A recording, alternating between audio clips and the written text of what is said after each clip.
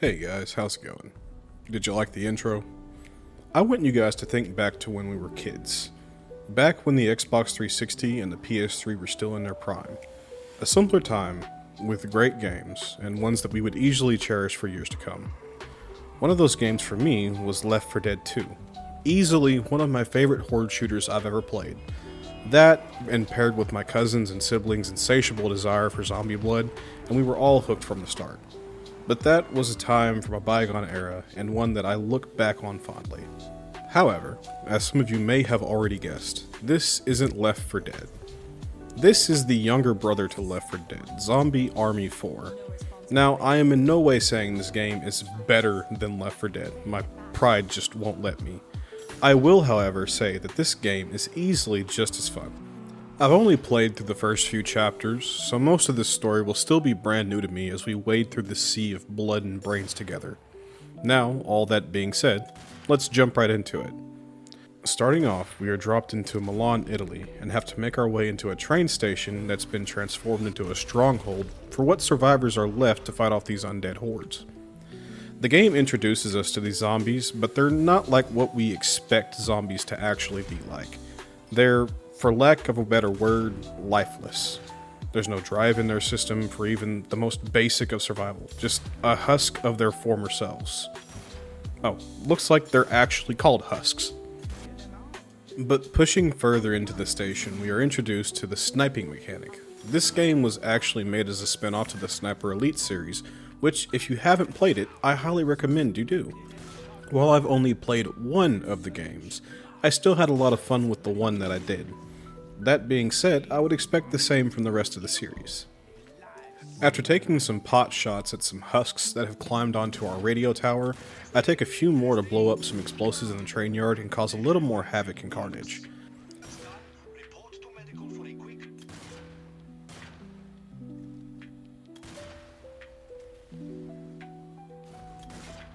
But once I've had my fun, I make my way back into the building and find this little hideaway containing a desk and a typewriter.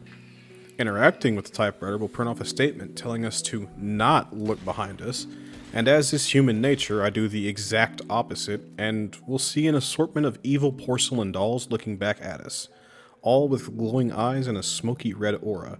This is sort of an introduction to the different scenes and interactable objects throughout the game that can activate little Easter eggs along our zombie slaying journey. But now that we've cleared the tutorial area, we can enter the safe room, which brings up our end mission results screen, showing us all the objectives we hit and how many points we collected along the way.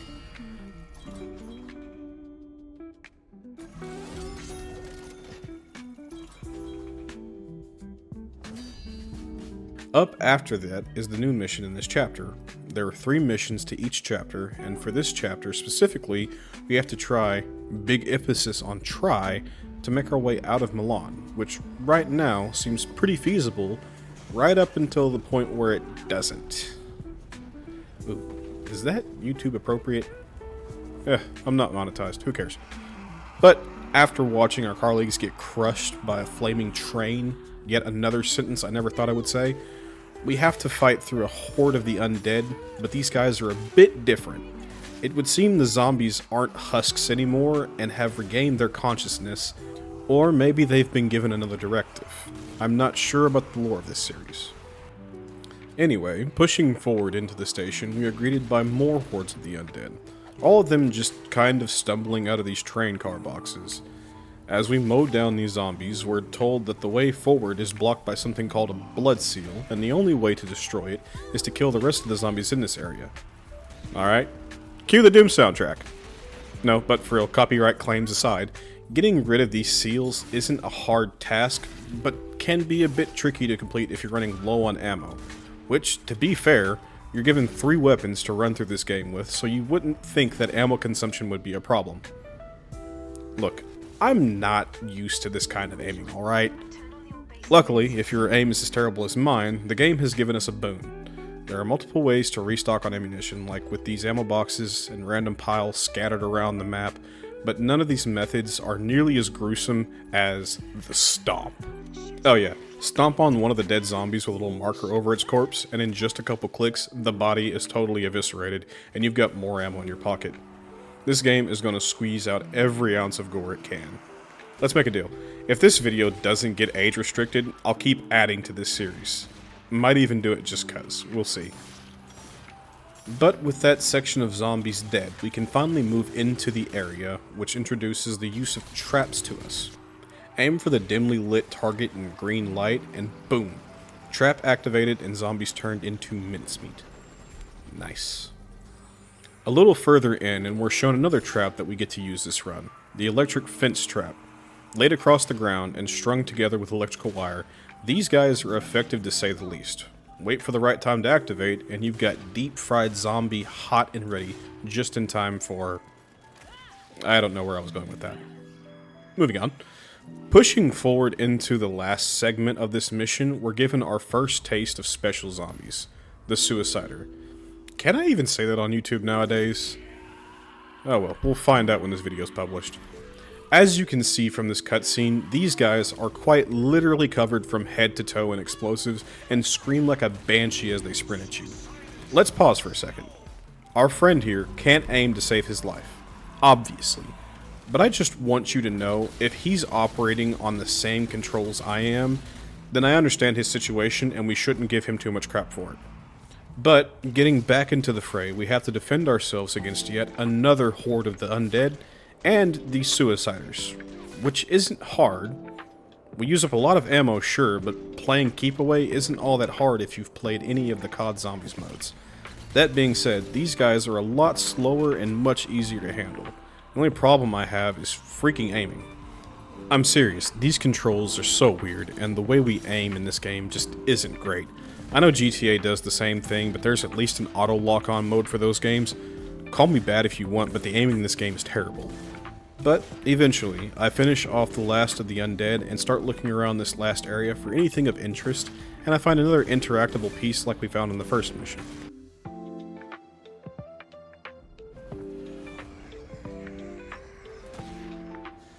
I'm not exactly sure what just happened, but I know that it happened. Moving on. But with that having just happened, we make our way into the safe room and finish this mission a little less than unscathed. Moving on into the next mission, we have access to the workbench. Using the workbench, we can customize and upgrade our loadout as we see fit. As you can see here, I prioritize a fast fire rate over a heavy hitting weapon, and after making a couple upgrades to my SMG and my handgun, I leave the safety of the nest and push onward into the next mission, and we are already starting this one off with a bang. Not 30 seconds into this one, and I've already got a kill cam sending a round right through an eye socket and into another one's hip. Oh yeah. The next shot we take is also just as good, sending the round straight through their skull and destroying their brain matter. Also, I just want to say that it's possible to get a testicle shot cam. You can actually get those in Sniper Elite games too. Why was it always so fun to get those as a kid, and now they just look so painful? But after squeezing off a few more shots, I finish off the last of the zombies in this area and decide to explore a bit further and find another little Easter egg. Caught red-handed with a murder weapon, and then you want me to pick you up. I do not think so. Not today, Satan.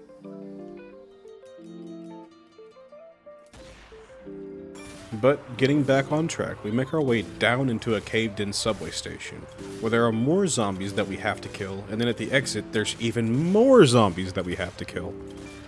This part wasn't all that exciting to be honest, but a little further ahead, we're going to find another blood seal. Again, easy enough to handle, just gotta kill some zombies. But the game throws a few suiciders at us to switch it up a little bit. But once the blood seals are broken, we can make our way up onto this bridge, and we find our first heroic event. Some survivors have barricaded themselves inside of a small building to try and fight off this small group of zombies. If we don't act now, they will be overrun. So, immediately jumping into action, I run into the fray and start firing into the crowd. Please, if you are listening to this FBI agent, that is not that it's a crowd of zombies. Please understand, it's a crowd of zombies. The shock attachment on my rifle deals with the front runners and gives me an opening to run into the building, which would normally be a bad idea, but it worked in this case. With there only being a single way in and out of this building, they all kind of funnel into the doorway and it makes for easy kills. But once these guys are saved, they offer me what they've got locked in their safe, and oh boy, it's a hat. I'm not exactly sure how I feel about this. Moving on, having claimed my prize and pushing further into the mission, we make it to another cutscene, and I'll just let you watch.